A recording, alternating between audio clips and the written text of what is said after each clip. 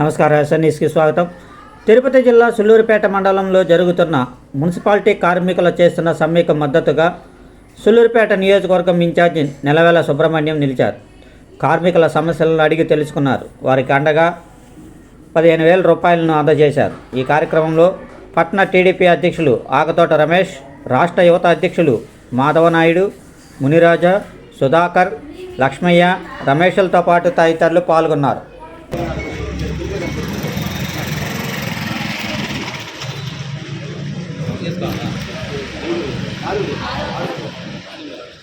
గత 6 రోజుల నుండి రాష్ట్ర వ్యాప్తంగా మున్సిపల్ కార్మికుల యొక్క న్యాయమైన కోరికల కోసం, డిమాండ్ల కోసం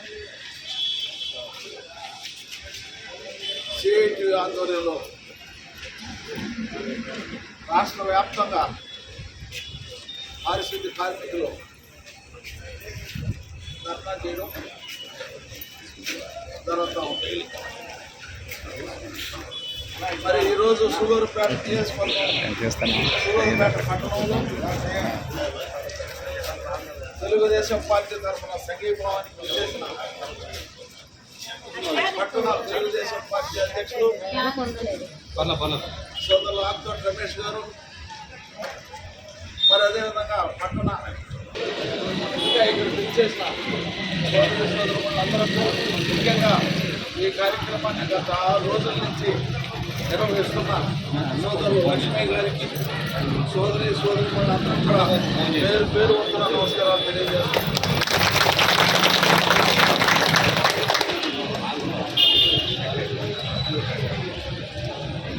మరి ఈ రాష్ట్రంలో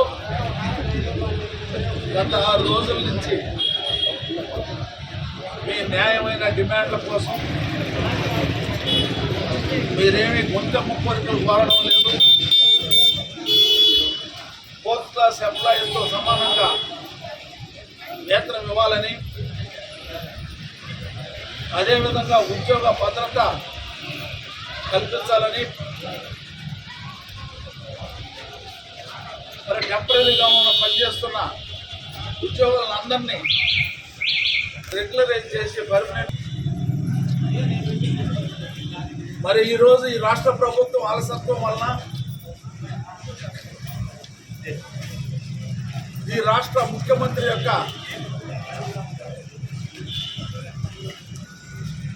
నిర్లక్ష్యం వలన గత 6 రోజుల నుంచి ఆంధ్ర రాష్ట్రంలో ముఖ్యంగా సుళ్లూరుపేట నియోజకవర్గంలో 2 మున్సిపాలిటీల్లో కూడా పారిశుద్ధ్య కార్మికులు పనిచేయని దానివల్ల ఎక్కడ చెత్త అక్కడ పేరుకుపోవడం, డబ్బీ మందుల్ని ఏర్పాటు చేసుకుని వాళ్ళకి ఎలాంటి అధికారాలు లేకుండా ఆయా శాఖ మంత్రులు, పాపం ఆదిమూల సురేష్ మున్సిపల్ శాఖ మంత్రి అయినా ఆయన ఏ పరిస్థితుల్లో సకల శాఖ మంత్రి అయిన సజ్జల రామకృష్ణారెడ్డి గారి యొక్క సలహాలతోనే ఆయన మాట్లాడాలి. ఆయన సొంతంగా ఏ నిర్ణయం తీసుకునేదానికి అధికారం లేదు. అలాంటి డబ్బీ మంత్రులు పెట్టుకుని ఈ ముఖ్యమంత్రి, సకల శాఖ మంత్రి సజ్జల రామకృష్ణారెడ్డి గారు ప్రభుత్వాన్ని అవహేళన చేస్తూ ఉంటారు.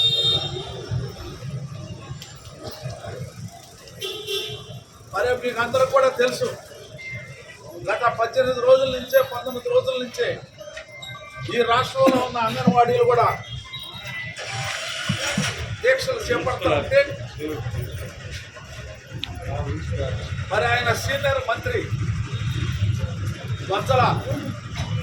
బొత్స సత్యనారాయణ,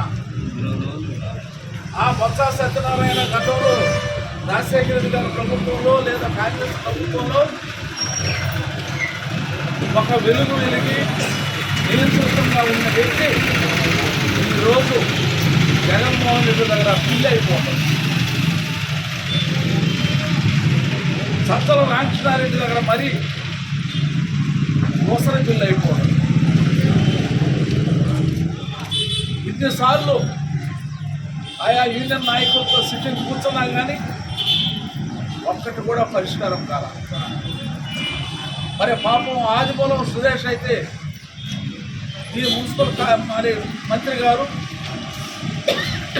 ఇప్పటి వరకు ఎలాంటి చొరవ తీసుకున్న పాపాన్ని లేదు. మరి ఈ పారిశుద్ధ్య కార్మికులు ఎక్కువగా బడుగులు బలహీన వర్గం వారే ఉద్యోగాలు చేస్తూ ఉంటారు. ఆ బలహీన వర్గం నుంచి మంత్రి అయిన ఆదిమూలం సురేష్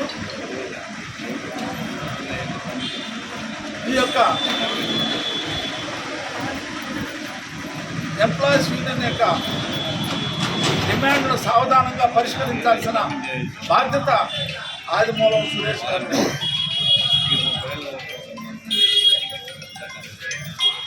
మరి ఈ రాష్ట్ర ప్రభుత్వం నిమ్మక నీరెట్టినట్టుంది. మరి రాష్ట్రం యావత్తు కూడా మున్సిపాలిటీలో కానీ